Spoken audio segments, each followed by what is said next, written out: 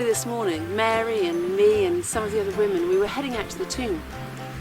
Our plan was to anoint Jesus' body with spices because we hadn't been able to do that because of the Sabbath. And we were heading on our way there, and Mary was fretting about the stone and who was going to roll it away. It was so heavy. And I was thinking more about the soldiers, the Roman guards they'd posted. Would they even let us in? Would they even let us near Jesus? Anyway, we got there and it had gone. The stone had gone. It had been rolled clean away. So we went straight in and Jesus' body had gone. I mean, gone. So we were terrified and scared and crying and distraught. And what had happened? Someone had taken his body, someone had stolen it. What were they going to do without Jesus? And we were outside.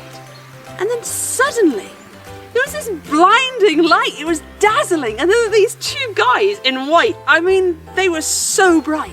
And they were stood there right in front of us. We couldn't say anything. I mean, we were literally, it was terrifying. And they said, "Why are you here? Why are you looking for the living among the dead? Jesus isn't here. He's alive." It's true! It's true! The women came and told me, and I thought they were mad, overcome with grief. But I ran out and I saw the tomb. It was empty. He'd really done it. He's alive. Mary even saw him. She saw him in the garden. She thought he was the gardener. And then he said her name, Mary. And she knew. And he told her that he was going to his Father God, and that he'd come back. He's coming back. He's really done it. He's defeated death. The tomb is empty. He's made a new contract with God that brings us back to the Father forever. He's alive! The tomb is empty. He is risen.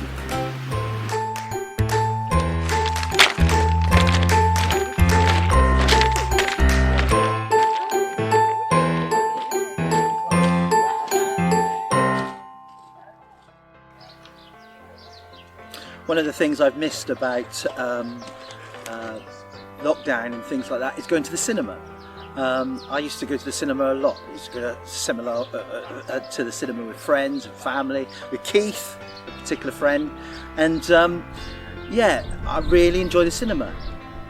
Some cinema that I don't enjoy are some of the films about Jesus and the life of Jesus. They sometimes feel a bit over the top, a bit dramatic, not very real to life. You know, you've got John Wayne as a centurion at the foot of the cross, looking up at Jesus and saying in an American accent, "Truly this man was the Son of God." I can't do an American accent, so don't worry about that.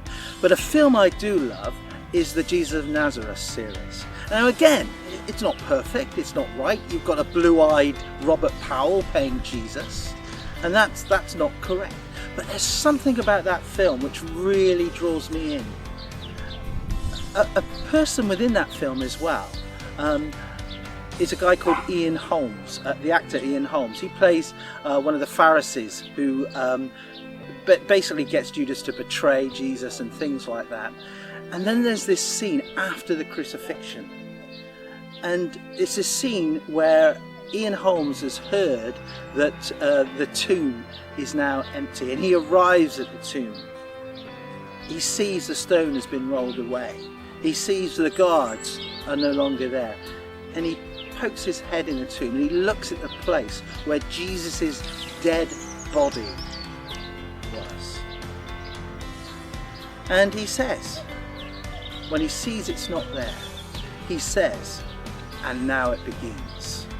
And now it begins." And that for me, you know, really, it's a bit of a hairs on the back of your neck moment, because it says that the resurrection is the thing that makes the difference, is the thing that starts this off, is the thing that justifies what Jesus has done on the cross for each one of us. Paul says, you know, if Christ isn't raised, then our faith is in vain. But Christ is raised, and because of it, now it begins. The resurrection makes a difference, and that's what we celebrate Easter. An empty tomb means that we can enjoy a relationship with God because of what Jesus has done. Christ is risen. He is risen.